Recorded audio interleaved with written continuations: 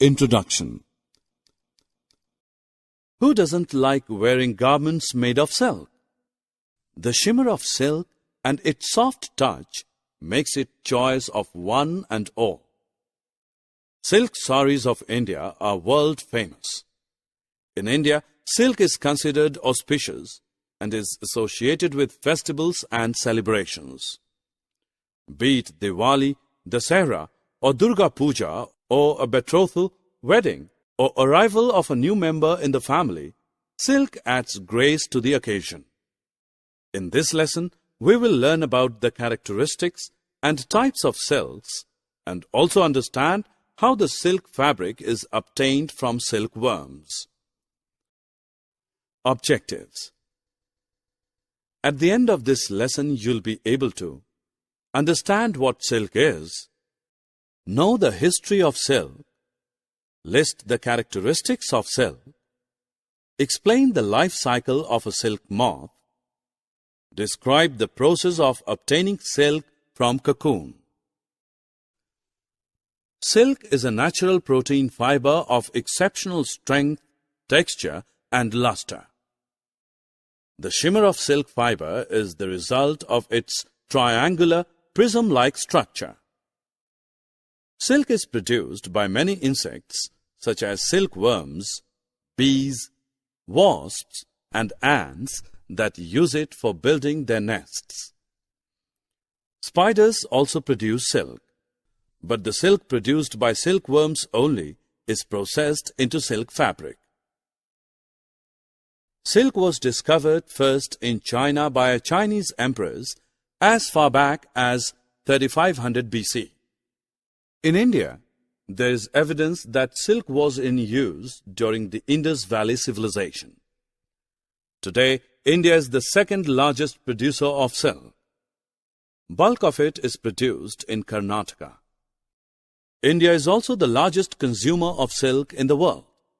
Some famous silks of India are Dharmavaram silk, Kanjivaram silk, Mysore silk, Banaras silk, Murshidabad silk, etc. Silk is a strong and resilient fiber. It is soft to touch, but at the same time, it is not slippery. It has sheen and luster.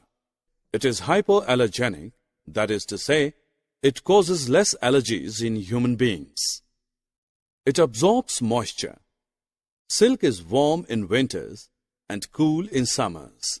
It is easy to maintain. Tussar silk, Munga silk, and Kosa silk are different varieties of silk. These silks are obtained from the cocoons spun by different types of moths. Mulberry silk is the most popular of all categories of silk and is produced by mulberry silk moth that completely feeds on the leaves of mulberry plant. These moths are reared indoors and completely domesticated. Most of the commercial silk is mulberry silk. The silk obtained from the cocoon of this moth is soft, lustrous, and elastic and can be dyed in beautiful colors. The life cycle of a silkworm begins with the laying of a microscopic egg and ends with the emergence of a beautiful moth. Let's look at the different stages in the life cycle of a silkworm. The female silk moth lays tiny microscopic eggs at the end of summer. They remain dormant till spring. Come spring, tiny black caterpillars or larvae emerge from these eggs. These caterpillars feed on mulberry leaves and grow bigger and bigger. Then they spin a protective cocoon of silk threads around themselves. These cocoons are white or golden in color. Inside the cocoon, the caterpillars change into pupa. As long as the caterpillars pupate, they do not eat. After 2 or 3 weeks, beautiful silk moths emerge from the cocoons. Silk is processed from cocoons. Once the silkworms spin a protective cocoon around themselves, these cocoons are boiled in hot water to separate the silk fiber from the worms. Each cocoon is made of one single silk thread. The trick is to locate one end of the thread. Then it is easy to unwind the silk thread from the cocoon. The process of taking out threads from the cocoon for use as silk is called reeling. These silk threads are then used to manufacture silk fabric. Summary. Let us summarize what we have learned. Silk is a natural protein fiber. Silk was first discovered in China.